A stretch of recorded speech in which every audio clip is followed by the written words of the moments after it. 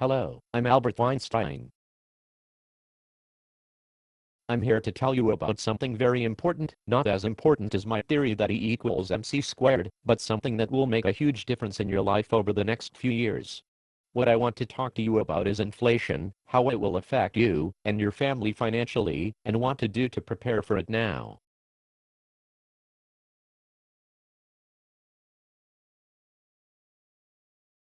I know what you are thinking. Inflation has been no big deal for me for my entire life, so why should I care now?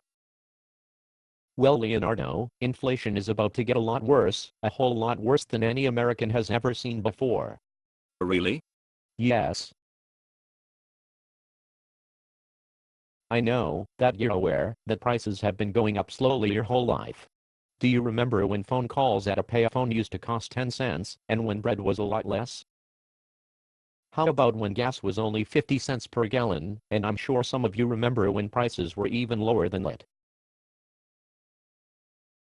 I remember when we sold the entire island of Manhattan for a few beads and some jewelry worth about $24. Yes, that is inflation, where prices go up over time. Because it has been such a slow growth in prices, you probably haven't thought about it much. And the opposite of inflation is deflation. Deflation is what I have been hearing about for the past few years. Deflation is when prices go down instead of up, right? Right you are, Pocahontas. So why should I be worried about inflation? Everyone is talking about deflation right now, and prices on a lot of things seem to be going down, like cars and computers. Of course, salaries are going down too. Well, you have to look at the big picture of what's going on in America, and also look at history to know that inflation is coming. And when inflation gets really bad, it's called hyperinflation.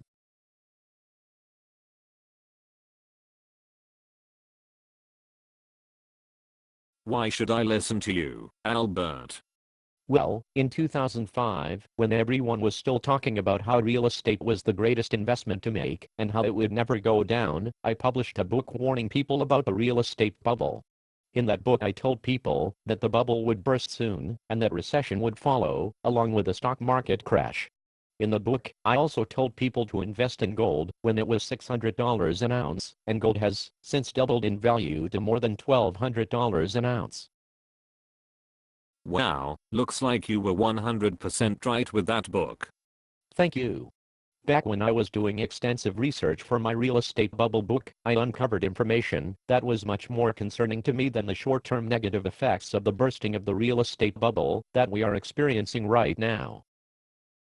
I discovered that the US dollar used to be backed by gold, but in 1971 President Richard Nixon took us off the gold standard. I remember that. That was because everyone was cashing in their dollars for gold, because they had lost faith in the US dollar, right? That is correct, Neil. Since that time the US dollar is backed only by people's faith in the American economy and government. However, the United States has so much debt that, if it was a corporation it would be out of business already. It's only the government's ability to keep printing money that is keeping it afloat, and other countries willing to take those paper dollars so we can buy stuff from them. We buy so much stuff from other countries. Look at Walmart, for example, the largest retailer in the world. Almost everything they buy is made in another country. And if you add in Target, furniture manufacturers, automobiles, clothing, almost everything we buy is made in other countries. You're right. And these cheap imported goods are the only thing that has kept prices down for the last several years.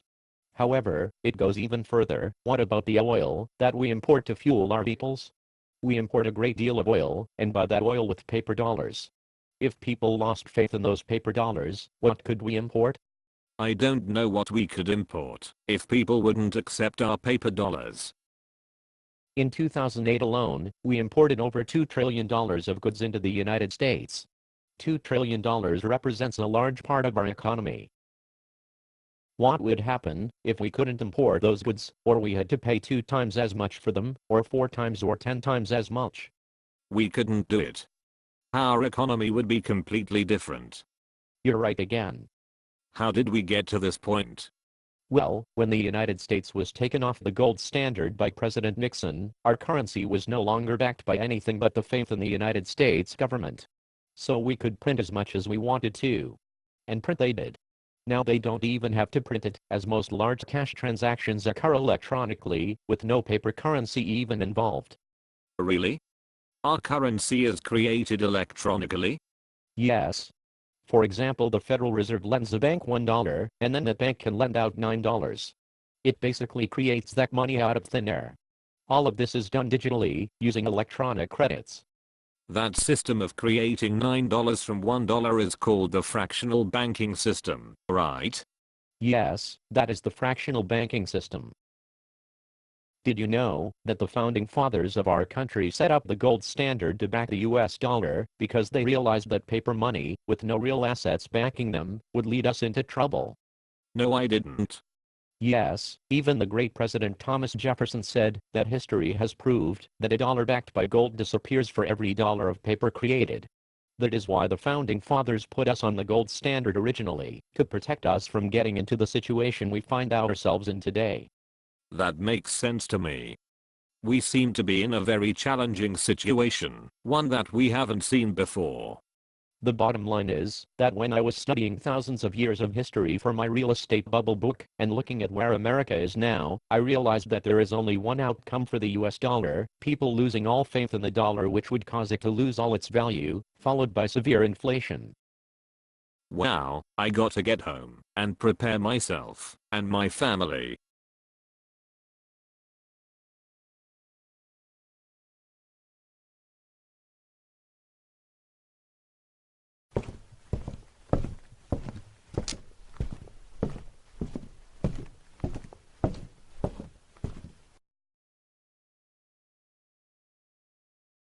Hello, Queen Elizabeth.